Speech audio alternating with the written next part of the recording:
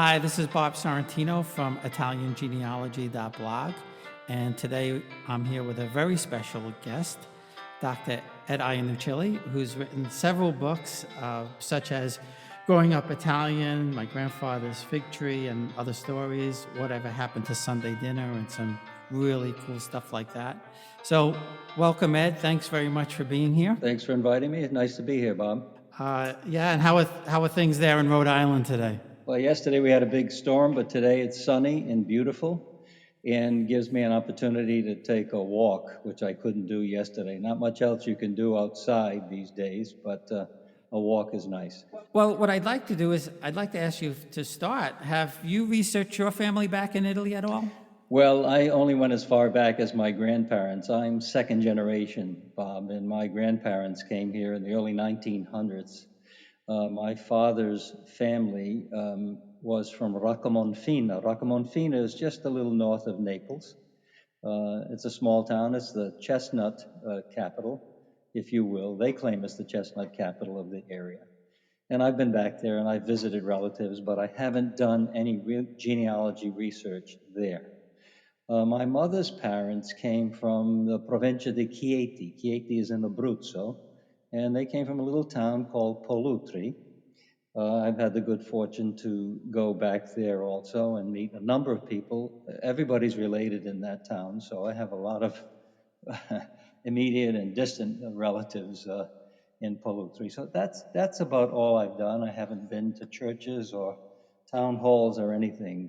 I've been on the website at Ellis Island and found the ship's manifests and found there, which is a very emotional thing to see that your relatives have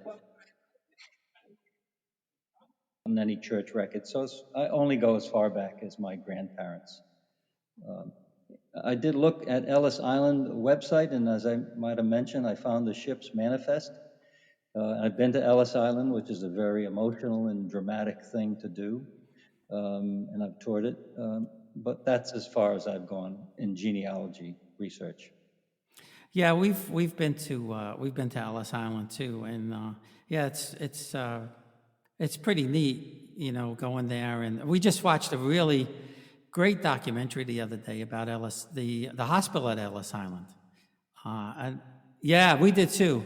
But this I think this was back in 2007, and it was really I had no idea about how it ran, and you really got a feel. I really felt sorry for the people that came in. It was difficult. It was difficult, especially if you had issues, if you had to be hospitalized. Tuberculosis was not uncommon, eye infections, mental illness. So they've rehabbed, I don't know how many buildings there are in the hospital grounds. I would say 10 or 15.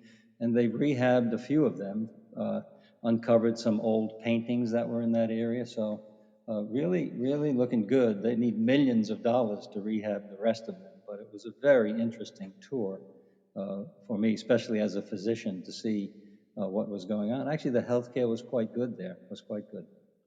Well, yeah, and in this documentary, they did a good maybe 10 minutes on maybe even more on the mental illness thing. Yeah. And we were shocked that they had photographs of people and said, if somebody looks like this, they coined the phrases like imbecile and idiot. Yeah, they did. And moron. I was blown away by it. Totally blown away by it. I was also. I don't know if you've seen a wonderful film called Golden Door. Golden Door is a film of immigrants from Sicily, and it's in 3 parts, Bob. In Sicily, and filmed there with all the superstitions they have. Then they get on the boat, and then they arrive to Ellis Island. And the Ellis Island scenes are as good as the scene you saw in The Godfather when the young Godfather landed at Ellis Island. So the scenes there show how they evaluate their immigrants for mental illness. And it was basically a block test, a couple of questions, and they asked them to put blocks in a square, just like you ask little kids to do these days. And if you missed it, you were confined to the mental hospital until they could evaluate you and or send you back to where you came from. Yeah, and they did show the block test in this documentary. Yeah. I actually my my father's cousin, somebody in her, I believe it was her mom's family, actually got sent back. She was 16 years old. She had eye issues, and they sent her back Wow. Yeah. by herself. I mean, they just Yeah. stick you on a boat Yeah. and send That's you right. back. Oh, yeah. I met a lady whose father, they were from Eastern Europe, and her father, at age 7, was sent back to Liverpool to alone, while his parents and 2 other siblings stayed here. And he went back because he had a rash or something of that sort. So he had to stay in Liverpool for a year with relatives, fortunately, and then he finally came here. But imagine at 7 years old, looking looking back at your parents on the shore while you're heading someplace else. It's graphic stuff. It's very interesting. Yeah, and my uncle's family didn't come through Ellis Island because they didn't come until the 50s. When my grandparents came, they left their first son in Italy with his grandparents in Bari, and he grew up there. And originally, my grandparents were supposed to go back, but they made a life and everything, and the grandparents wouldn't send him. And he became 18. He had to go in the army. He had his whole family, so they came after World War II, and they were all set to come. And one of my cousins had a liver disease that they think now came from sheep. And they were all set to come, and they couldn't come because at least they realized there that she wouldn't get in. So my uncle came by himself, spent some time in Toronto by himself, and then eventually everybody came over. But he didn't see his mother for 45 Yeah, years. imagine that. Yeah, a common story, sad, but that's unfortunately the way it was. They came here with nothing. You mentioned debarkation points. One of them was Providence, Rhode Island, here. And the Faber Line ship started at Marseille, excuse me, stopped in Naples, picked up some Italians, stopped in the Azores, picked up Azorians. 50,000 Italians landed right here in Providence, Rhode Island, and a number of Portuguese or Azorians came to Providence, Rhode Island. So that's I don't you may know Federal Hill, which was the enclave of the Italians, 100 years ago, 50 years ago even, and they just basically walked up the hill from the ship and unloaded and started living on Federal Hill. So that's another story, No kidding. fascinating of itself. So, Yeah. I had no idea. So they didn't have to worry. They didn't go to Ellis Island. They No, got And no, what year was that? that was 1908. Well, that was in the years when my grandparents didn't land here. They landed on Ellis, but in the years between, say, 1885, 1890, and 1920 or so, this was the debarkation point because of the Faber line, the Faber ship line, which was a French line, if you will, and came to Providence. And what they did, as they did on Ellis Island, they left passengers here, and they picked up goods to take back to Europe or wherever they were going. But again, 50,000 Italians actually debarked right in Providence, Rhode Island. A lot of people don't know that. Boston was another big debarkation point. Well, Boston, I knew about, but Yeah, I had no idea yeah, about Providence. yeah, oh yeah, I hadn't even heard about that. Well, yeah, that's a good blog for me, so I'm going to have to look into that. yeah. It will be. It's infinite. Yeah, well, you think there were like Little Italy in New York and San Oh Francisco yeah, oh and yeah. Louisiana. They were all over the country. It's I wrote a funny. blog once. I got a letter from a lady, Kokomo, Indiana. She said, "You may not realize this, but there are a lot of Italians here in Kokomo." I do now, I said. That's funny. Yeah, So you didn't trace too far back. I did. Have you done a DNA test or I you did. didn't try? Yeah, I just got the results back just not Really? long ago. Yeah, Oh, cool. it is it's 89% Southern Italy and about 10 or 11% of Greek derivation. Yeah, well, I think we all have a little bit of that Greek Yeah, in us for somewhere sure, for along the sure. line. I did a couple. I did Ancestry.com, and I Yeah, also did Living DNA, which Actually, you could send your ancestry results over there. What's neat about Living DNA is that they give you your mother line and father line, Oh, great. besides just the autosomal. Oh, And okay. um, they trace you back, 20, 30,000 years and show you your migration paths and Oh, that's great. all of that. So I'll do that. I'm pretty sure it's still free to Yeah. send it over. Yeah, I'll do it. And the other one that is one of the most fascinating things that I found, and you have to pay for it, and they have various levels, is My True Ancestry. Okay, And yeah, I've seen that. what they do is they compare your DNA to archaeological digs Wow. from various points in time. Wow. And it's really pretty cool. I mean, they don't make any claims that you're related to anybody that they dug up, but it's directional, and it's interesting to see Yeah. that you may share DNA with a gladiator or somebody, and Yeah. I'm skeptical about a lot of things, but this one I kind of believe is because. Obviously, I did it with me and my wife, but my children, they're adopted.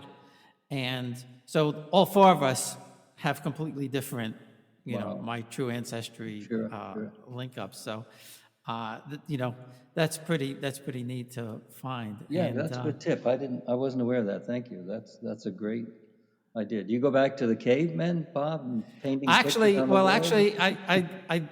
I link back to the,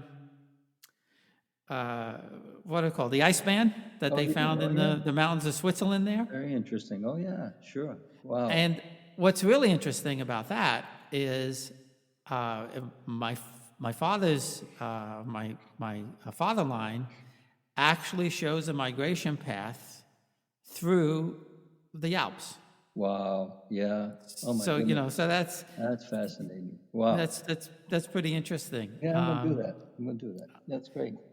Yeah, it's pretty cool, and they do a lot of updates. I mean, like I said, they do charge. It's not Yeah. overly expensive, but Sure. it's pretty cool. Yeah, And the other thing I wanted to interesting about the chestnut capital, my father loved chestnuts. Yeah. And his mom and dad are from Naples, and I never got it, until I started doing research, and I said, oh, they sell them on the corners all over Naples. Everywhere. Well, we stay there. Listen, we had chestnut soup, chestnut pie, chestnut as vegetables in the main dish. They use it for everything, and it's a business there. It's great. Yeah. Yeah. We were supposed to be there on Friday. Oh, really? Oh, that's Yeah. too bad. Yeah. We were supposed to leave tomorrow To go where? to Naples. Oh, Naples. Oh, yeah. We were going to Naples, Rome for a little bit, Yeah. and Naples, and then to Sicily. And I found somebody who does. She calls it Italy rooting. She actually does a whole thing with going back in time. It's not just your typical tour of here's the church and here's the museum. She actually brings you back. Yeah. And because my grandmother, my dad's mom, has so much nobility, they had all of these things set up. We were going to Capricotta, where my third great grandparents were the Duke and Duchess, and we were going to Avellino, where my ninth great grandfather was Prince Marino. Royal blood there, huh? And that's great to hear. we were going to the homes in Montebello and all of this stuff. And so, fingers crossed, we're going to try and get there in October, and hopefully. We'll be right back. Experience Italy like never before, traveling with a scheduled group or create your own bespoke tour with friends with PhilItaly.com. Pack your bags and follow Phil. That's www.philitaly.co.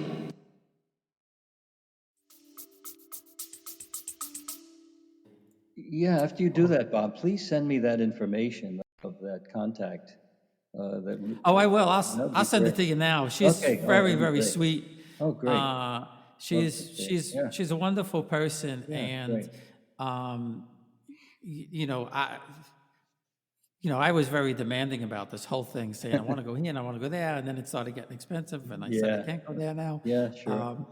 But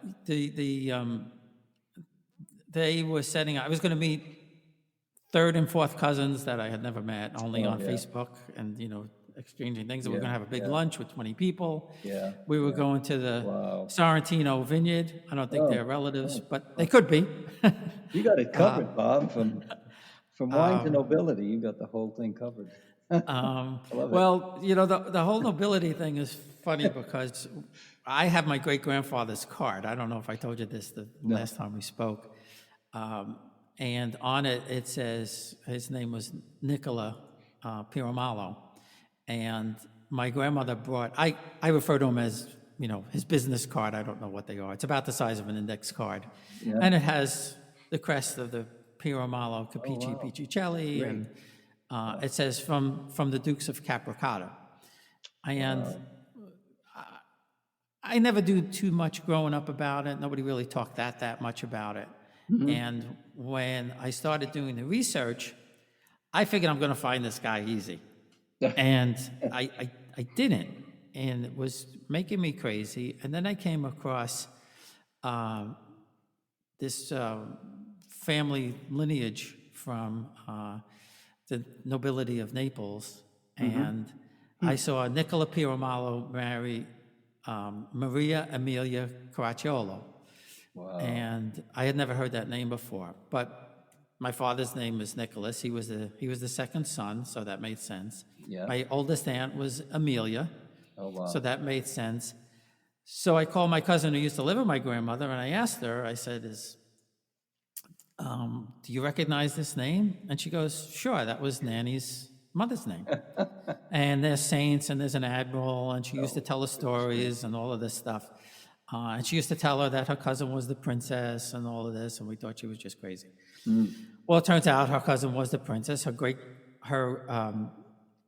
great-grandfather, actually, no, I think it was her grandfather, was Prince Luigi. And the Caracciolo family goes back to 950 AD. Wow. And that just opened up that this is so incredible Yeah. family tree That is that I never imagined. Now on his side, on my great-grandfather's side, he also pretty well connected, not nearly as well as she was, but still the family goes way back. And what was really driving me crazy is that my third great-grandmother, Beatrice, she, very unusual in Italy, inherited the title from her brother. Wow. Because basically there was nobody left. And somehow she was able to get the title of the Duchess of Capricata.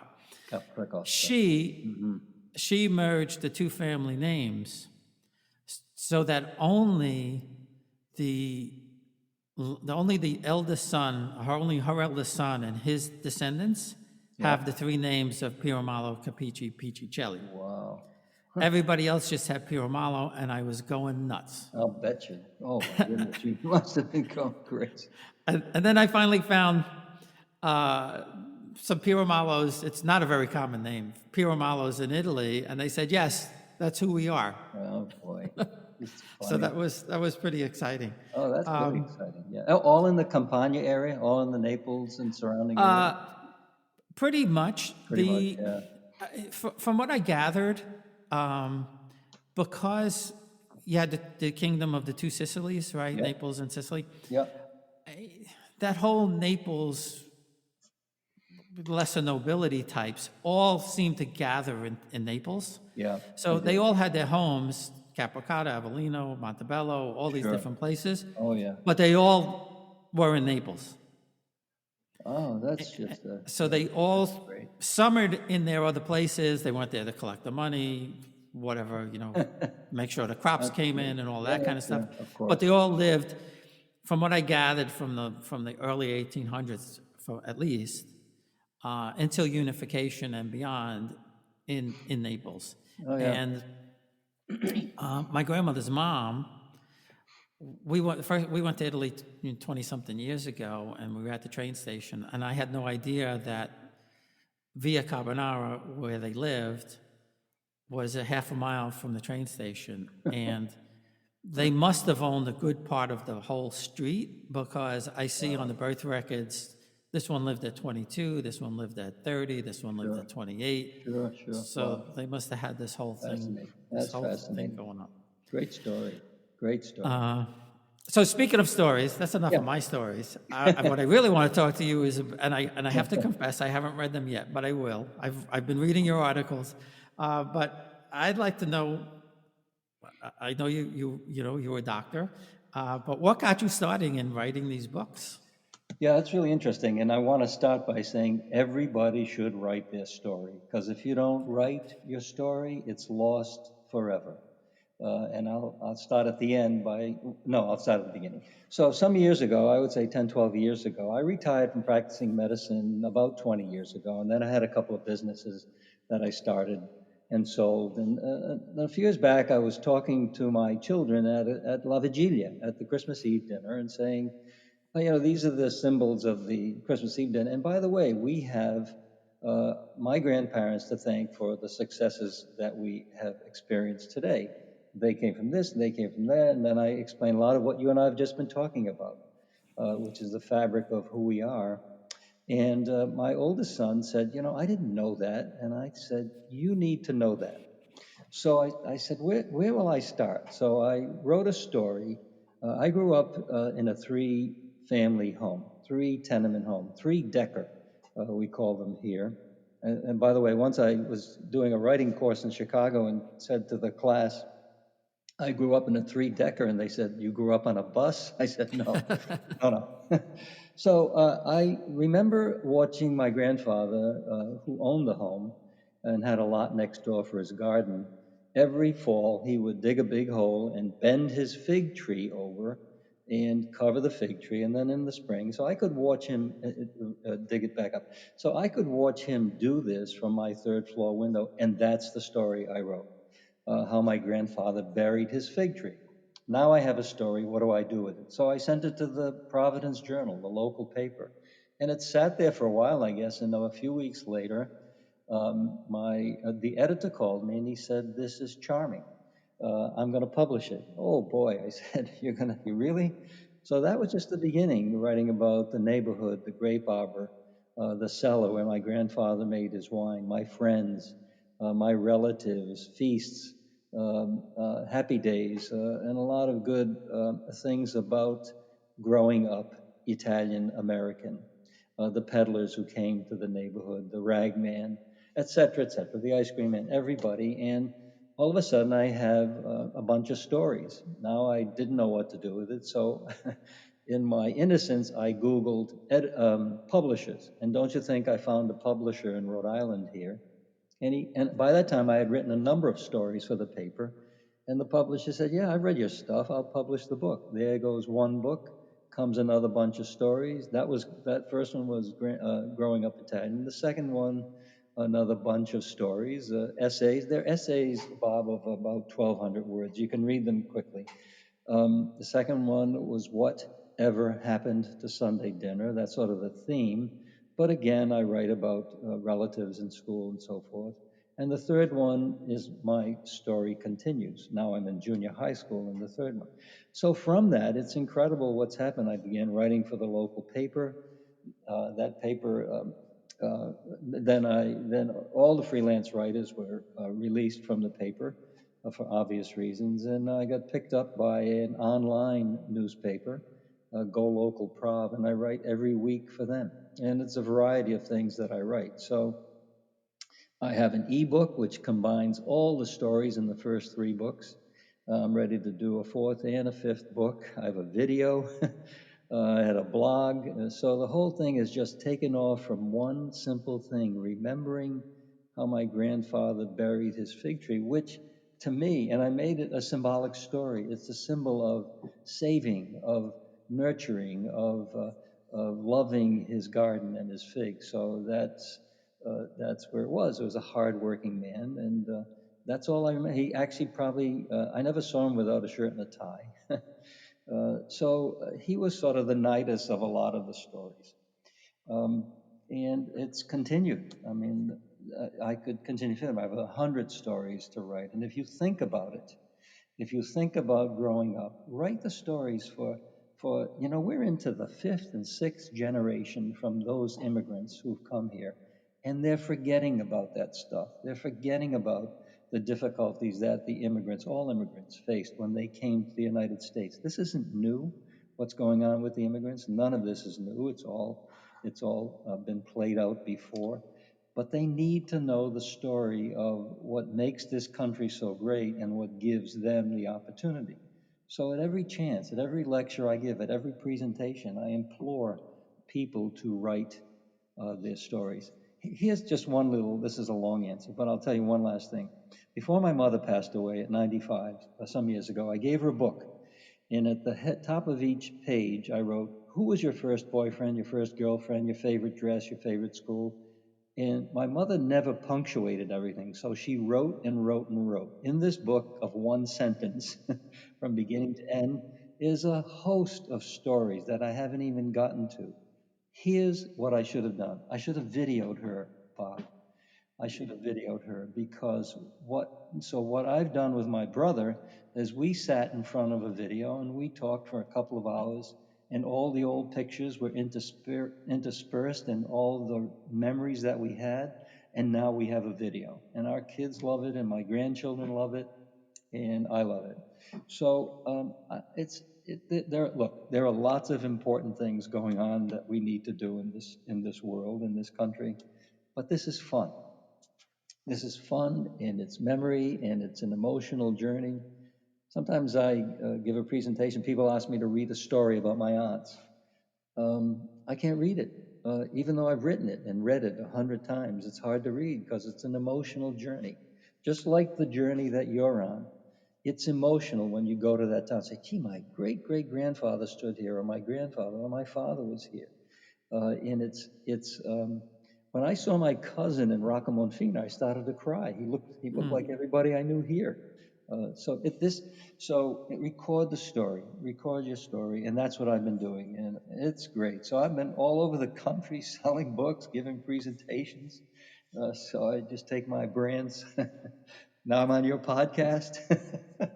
It's been Yeah, no, great. It's a lot of that's fun. really cool, and that's why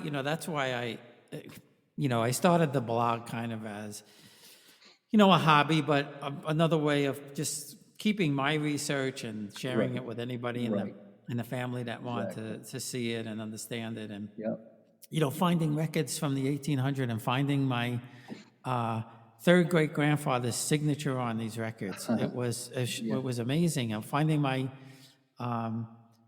great grandfather's signature that very similar to my dad's signature. In fact, they share the same birthday, my father and his grandfather. yeah, So yeah, you find these things out, and like you said, it's something.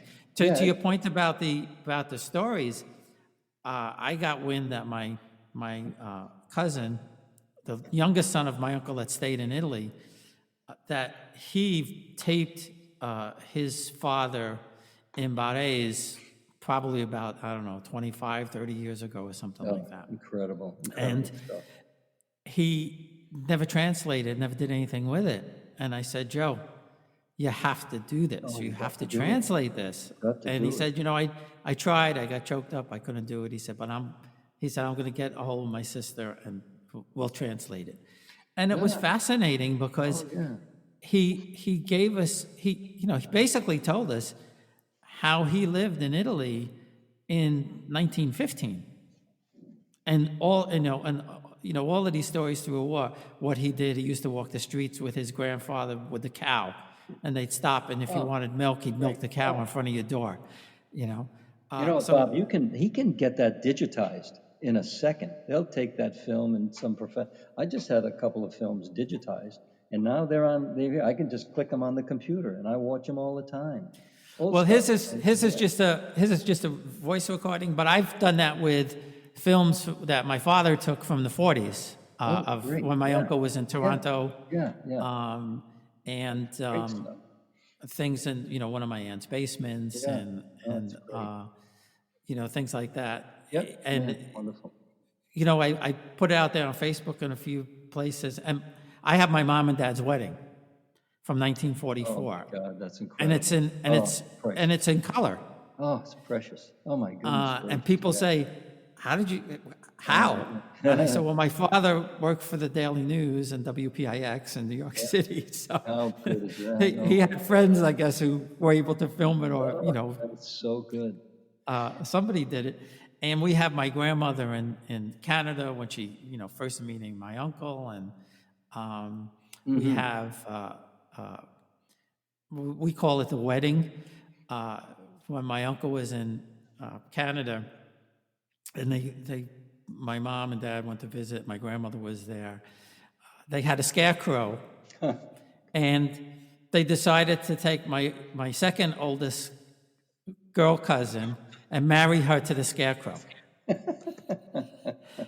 And Oh there's yeah. probably about, I don't know, 10 minutes of video of my cousin marrying the scarecrow and my uncle holding the gun to the scarecrow's head. See, that's what they did to have fun. That's what they did to have Yeah, fun. You know, my father and my uncles used to do mock weddings, all men, one dressed as a bride, one a priest, one this, and it was a show. And we loved every minute of it. I mean, that's what they did. That's what they made, yeah. how they made the best of it and how they survived in Well, difficult we times. used to do, speaking of Sunday dinner, always at my mom's mom, her birthday was in August, and that was the big deal. Mother's Day, and everybody was in my Yeah. aunt's backyard, 100 Oh, yeah. people. And we used to have all the kids, we would have a talent show. And, my uncles would, throw you a quarter, throw you a Sure. dollar, Sure. Sure. whatever. But Yeah. to your point, I mean, Entertain yourselves. You it's did. gone.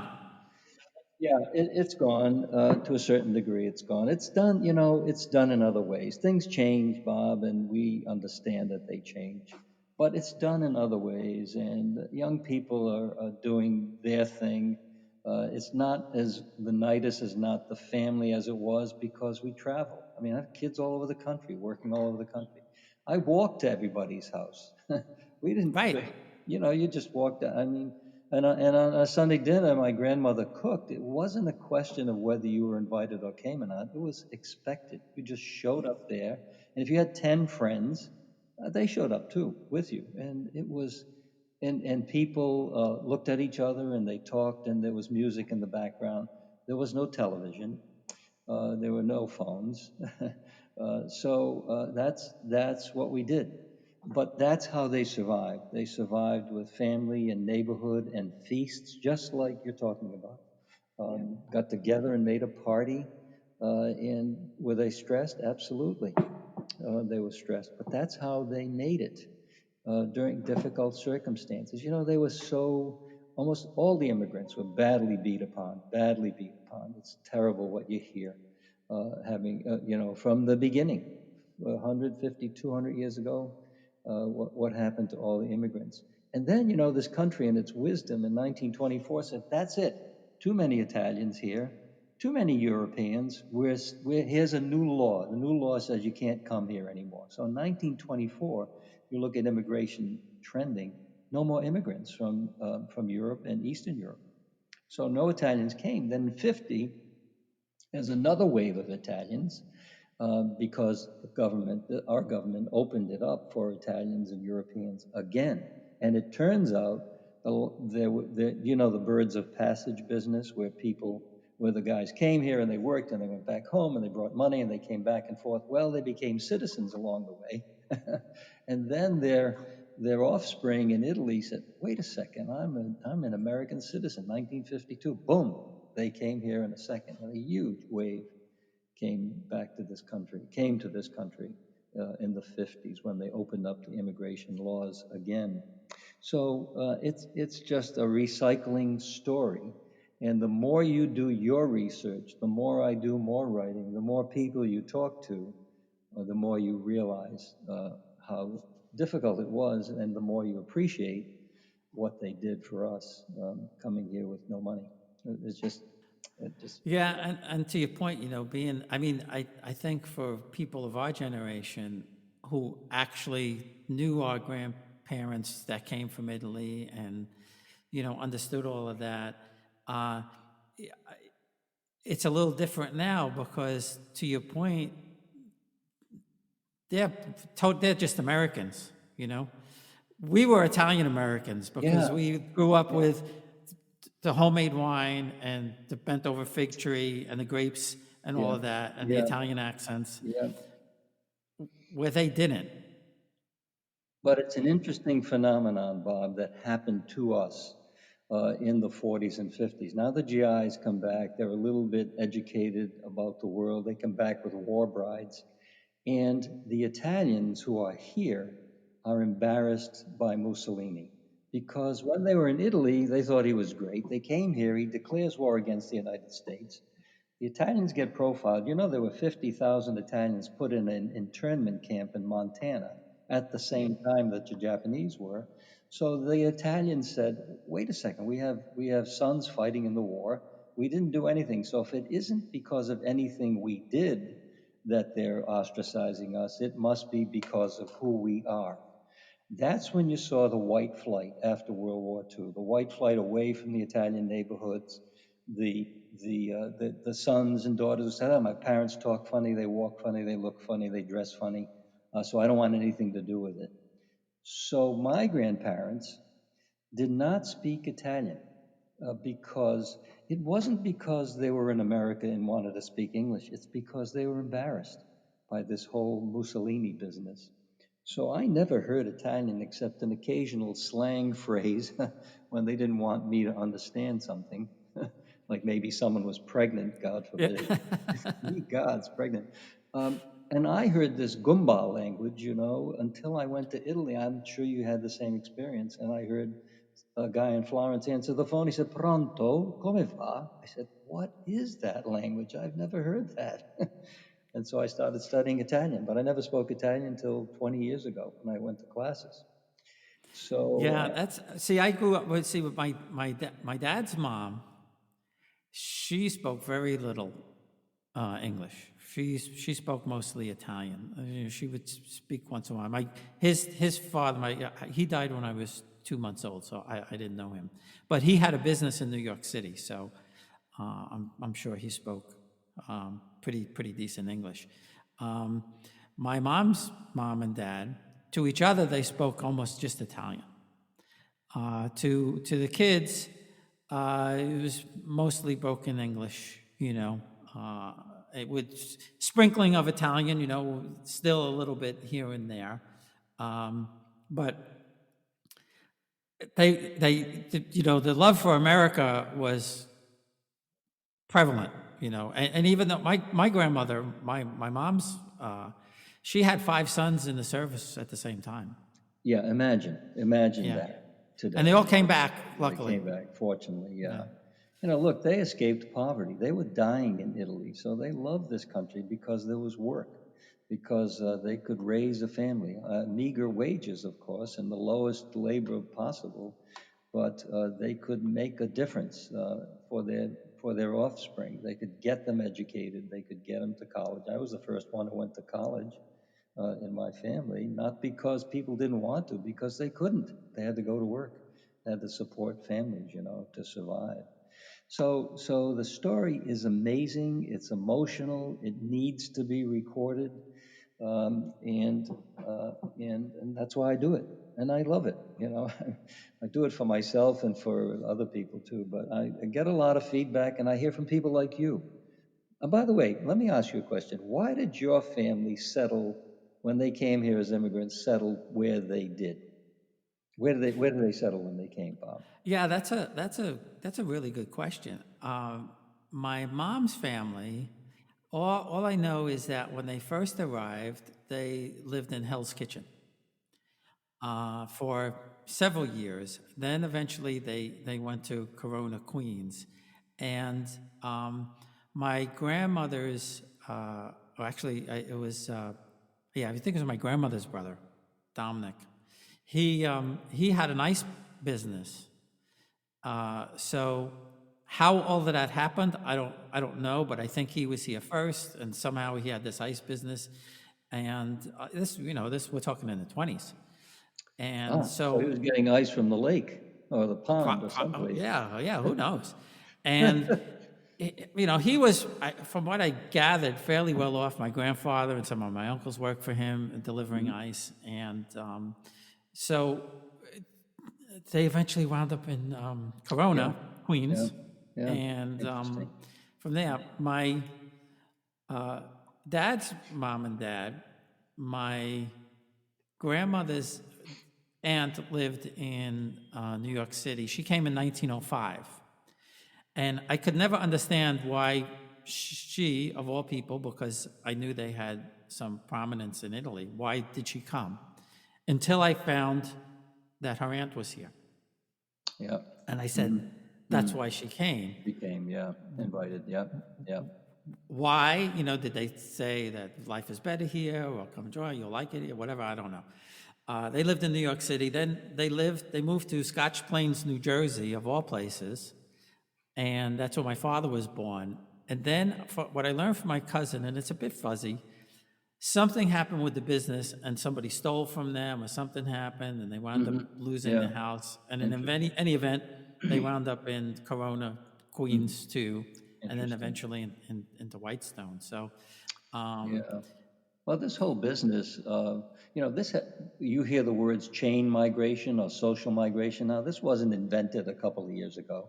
This whole sociology of chain migration is ages old. It's 100 years ago. Jacob Riss, the great photographer and sociologist from New York, wrote about chain migration. And chain migration meant they came here because A, there was work, B, there were relatives, C, they knew the neighborhoods had the same kind of stores, and the people spoke the same language as in their little towns. So that's why they came.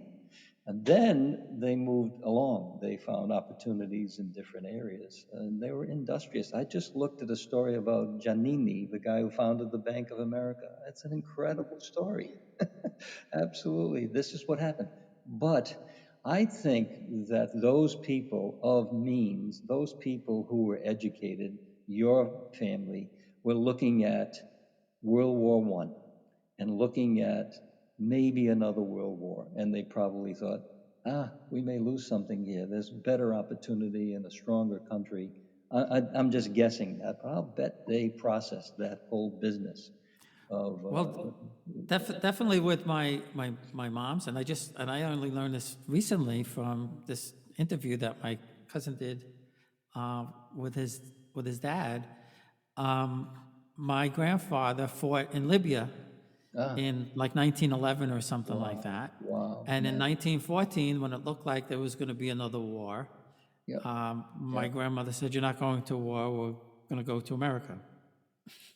Imagine, It's, and so they imagine, came. imagine. So my grandfather was, most Italians who came here were illiterate of English, of course, but 50% of them were illiterate of Italian. My grandfather wasn't.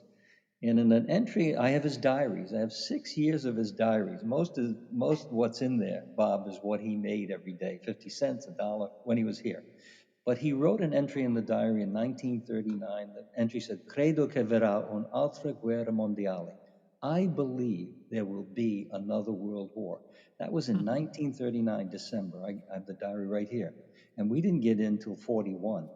So here's a man who had to, as a young man, experience World War One, who had to be watching the ravages and the rampage of the German army coming along in Europe anyway, the way they wiped everybody out, unfortunately. And he puts this down in Italian. I believe there will be another world war. And it's a graphic symbol of here he is here, and he has relatives there in the little town, and he's thinking, thank God I'm here. Don't forget, he went through the Depression. I'm sure my grandfathers came here as conservative Republican kind of guys, but they didn't want to do anything but work. So as soon as Roosevelt put them to work in the WPA projects, bingo, I'm sure they became Democrats. He loved to work. He could not understand not working. He just never could do that. I remember him talking about that. Both of my grandfathers talking about that.